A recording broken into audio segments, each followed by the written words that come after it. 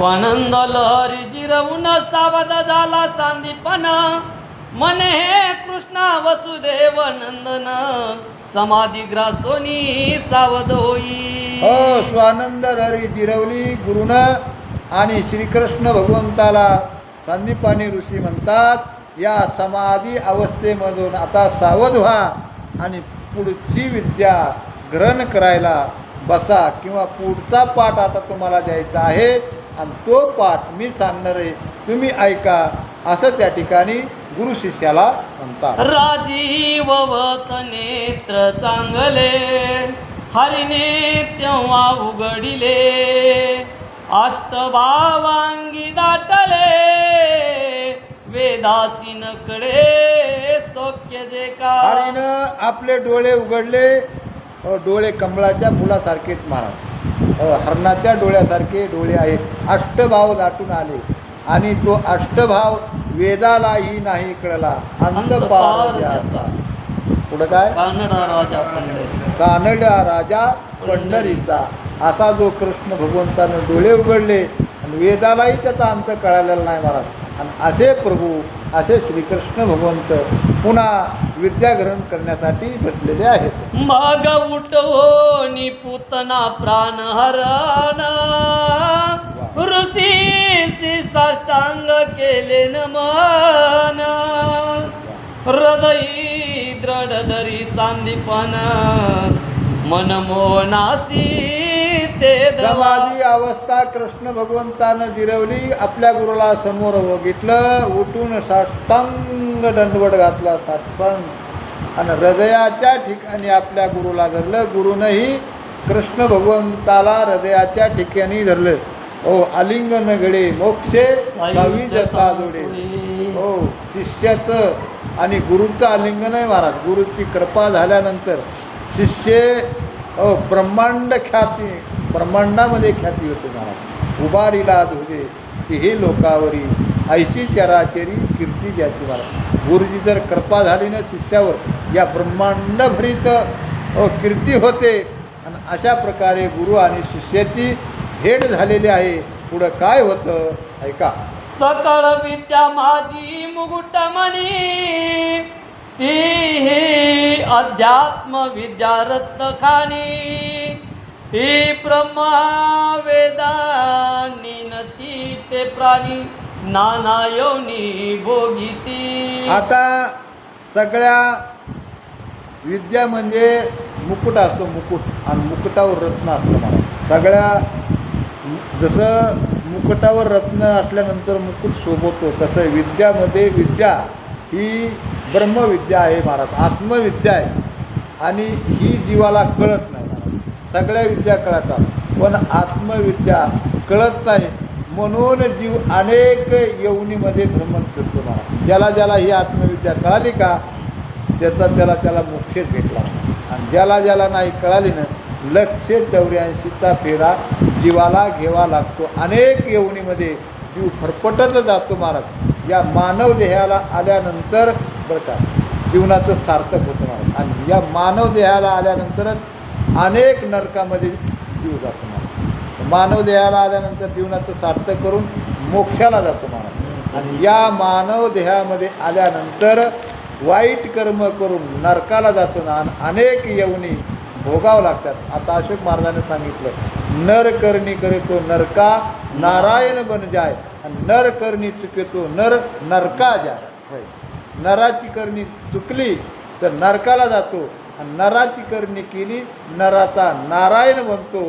याच मानव देहामध्ये जीवनाचं सार्थक करता येतं आणि वाटोळंही करता येतं. अशा प्रकारे सांगतात. आत्मविद्या निनती मुड नरक भोगिती अनेक गुड वा, नाना शास्त्राचे कबाड काय व्यर्थ करोनी. आता आत्मविद्या काही मुलाला कळतच नाही महाराज. म्हणून अनेक प्रकारचे नरक आहेत महाराज, फार अवघड आहेत, फार गुढ आहेत, आणि त्या नरकामध्ये पचत पडावं लागतं महाराज. ही आत्मविद्या साध्य न झाल्यामुळं ज्याला ज्याला आत्मविद्या साध्य झाली का, हो, तो कैवल्यच पदाला गेला महाराज. नरक त्याचा असताना सुटला गेला. आणि म्हणून करता अनेक मूढ प्राणीत महाराज, मूढ म्हणजे अज्ञानी, आणि अज्ञानपणामुळे ही आत्मविद्या कळाली नाही, गुरुला शरण गेले नाहीत, गुरुच हे काय कळाला नाही. म्हणून 184 जे काही गूढ प्रकारचे नरक आहेत आणि ते प्राण्याला भोगाव लागतात. केली नाना तीर्थे भस्म लाविले शरीराते, काय करो नितपाते आत्मप्राप्ती नाही तो. आत्मप्राप्ती नाही तो. केले नाना तीर्थे भस्म लावणी अंगाते. होय, अनेक तीर्थ केले महाराज. भस्म अंगाला लावले, दाढी राखली, जटा राखल्या, हो महादेवासारखा दिसू लागला. पण आत्मविद्याची जर प्राप्ती नसेल, सगळं व्यर्थ म्हणलं, सगळं व्यर्थ. आत्मप्राप्ती जर नसेल तर अशा प्रकारे सांगतात. केले जरी कोटी यज्ञ मेरू इतके स्वर्णदान, वा. तरी आत्मप्राप्ती वाचून प्राणीन तरती सर्वता. प्राणीनं तरती सर्वता. कोटी यज्ञ केले, स्वनदान केलं महाराज, पण आत्मप्राप्ती नाही झाल्यानंतर, आत्मज्ञान जर नाही प्राप्त झालं तर प्राणी तरू शकत नाही. प्राण्या तरू शकत नाही याचा अर्थ त्याचा उद्धार होऊ शकत नाही, तो मोक्षाला जाऊ शकत नाही, नरकाला त्याला जावं लागतं. म्हणून करता यज्ञ करण्यापेक्षा, सोनदान करण्यापेक्षा, अन्नदान करण्यापेक्षा जे काय आत्मज्ञान आहे का, आत्मज्ञानाची प्राप्ती झाली पाहिजे. आणि त्याच्याशिवाय तरत नाही. तुका म्हणे तरलो तरलो आणि आता उदरलो गुरु कृपे. आणि ती अवस्था व्हायला पाहिजे असं सांगतात. तेने केले देहदंडन पुराण पटनात वागायन, काय जटा भार राखून आत्मप्राप्ती वाचोनी. आत्मप्राप्ती वाचोनी. अनेक तप साधना केल्या महाराज. अनेक देहदंडांमध्ये तपाच्या साधना आहेत महाराज. हो, दिवस खायचं नाही, देहाचा दंड नाही याला. दिवसभर जर नाही खाल्लं ना, देहाला फार कष्ट होतात महाराज. होतात का नाही? एक दिवस नुसता निराहार उपास धरायचा, किती कष्ट होतात त्या उपास धरणाऱ्याला माहिती महाराज. आपल्याला काय माहिती होय, ज्याने उपास धरला, नवरात्रातला उपास बरं का. आता काही एकादशीचं फार नियम आहेत महाराज.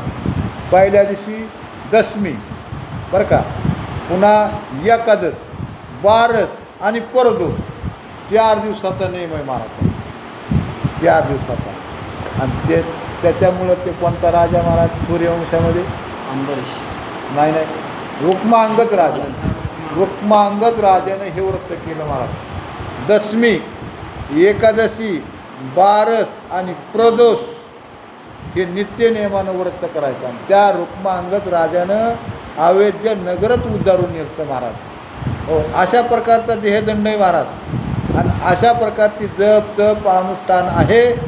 आणि हे जरी केलं आणि जर आत्मविद्या जर नाही प्राप्त झाली तर हे सगळं व्यर्थ गेलं म्हणून सांगितलं असं सांगतात. असो संपूर्ण ब्रह्मविद्या सांदीपणी देत जगतवंद्या, ज्याचे नाम घेता सकळ विद्या तुटोनी जाती क्षण मात्र. असो श्रीधर स्वामी म्हणतात, ही सर्व ब्रह्मविद्या श्रीकृष्ण भगवंताला सांदीपानीने ऋषी दिली महाराज. हो, आणि ज्या भगवंताचं नाव घेतल्यानंतर सगळ्या अविद्या नाहीशा होतात महाराज. सगळ्या अविद्या, अनेक भोपास ज्याच्या मागं लागलेत का, त्या भगवंताचं नामाच्या चिंतने 12 वाटा पळती विघ्ने महाराज. त्याचं नामस्मरण केलं ना, चिंतन जर केलं ना, कोणताच पास राहत नाही, कोणतंच विघ्न राहत नाही. आणि त्या कृष्ण भगवंताला ही ब्रह्मविद्या संदीपान ऋषीने दिलेली आहे. अशा प्रकारे श्रीधर स्वामी सांगतात.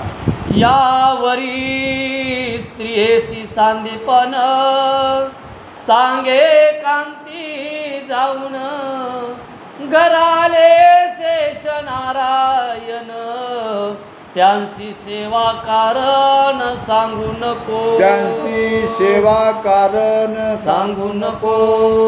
ब्रह्मविद्या पूर्ण दिली, ब्रह्मविद्या पूर्ण झालेली आहे. शेष आणि नारायण आपल्या घरी आलेले आहेत. आपल्या बायकोला सांगितलं हे भगवान आणि शेषाचा अवतार हा बळीराम दादा आपल्या घरी आले. हे देव आहेत आणि यांना काम सांगू नको. बजावून सांगितलं नाहीतर तू यांना काम सांगतील.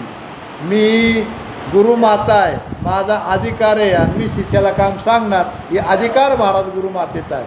या अधिकाराच्या गर्वास्तव यांना तू काम सांगतील. हे देव आपल्या घरी आलेले आहेत असं बजावून आपल्या पत्नीला सांगितलं. आणि तरी पण सांगणार होते मला, सांगत नाही पण ऐकावणं करते मला. काही माणसाला लय सवय ऐकावणं करायचं. हेच केलं नाही तेच केलं नाही. कसं